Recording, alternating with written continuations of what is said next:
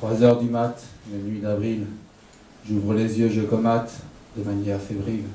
La sueur mouille mon corps qui s'enflamme et mon calme s'exile. Je ne peux plus faire un seul mouvement, je suis devenu immobile. Je veux crier, mais la moindre respiration me brûle la poitrine. Alors je serre les dents, je sens mon sang qui tambourine.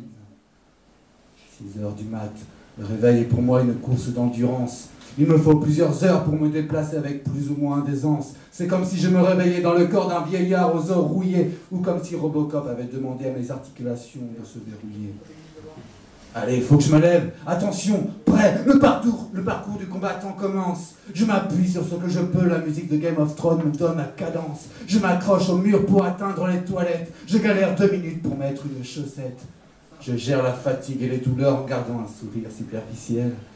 Je marche sur une patte et je me fais enrhumer par des octogénaires dans la rue. Je m'assois 5 minutes, je me relève et je sens les douleurs reprendre de plus belle. Je jongle entre les médocs, les séances de kiné, les injections, les rendez-vous au CHU. 19h, complètement claqué, je m'allonge sur mon lit. Mon corps brûle et s'enflamme, aucun moment de répit. J'ai peur. Que vais-je devenir?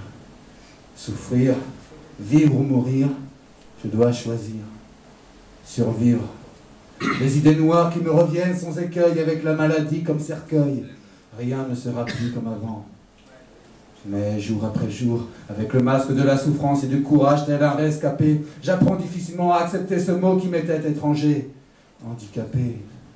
Si dans mon entourage, je lis souvent de l'empathie et j'entends des mots paisibles, dans la rue je vois aussi le mépris comme si c'était de ma faute si mon handicap était invisible. Si elle est sournoise, la spondylarthrite a aussi de l'humour. Quand, avec mon dos voûté tel un vautour, les octogénaires me sourient dans le pôle de rhumatologie, il y a comme une erreur dans la chronologie. Ou bien quand je réfléchis à ce qui dans ma maison a le plus de valeur monétaire, pour 1 000 € par mois, ce sont mes injections hebdomadaires.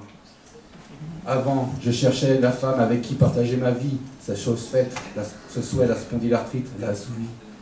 Avec mes spondipotes, on se soutient, on s'écoute, on s'encourage. Les galères, les angoisses, mais aussi les joies immenses, on partage. Comme dormir d'une traite sans ton corps qui joue les junkies. Comme ne plus passer 10 minutes pour te lever du lit.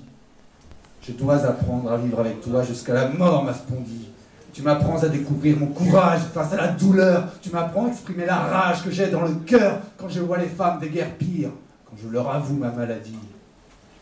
Grâce à toi, ma spondie, je suis désormais sûr d'une chose. C'est lorsqu'une femme en or, mais meura malgré mon arthrose. Je saurais que cet amour-là n'est pas fébrile. Je saurais donner à cette femme mon corps fragile. Même si je ne peux plus assurer toutes les positions du Kama Sutra.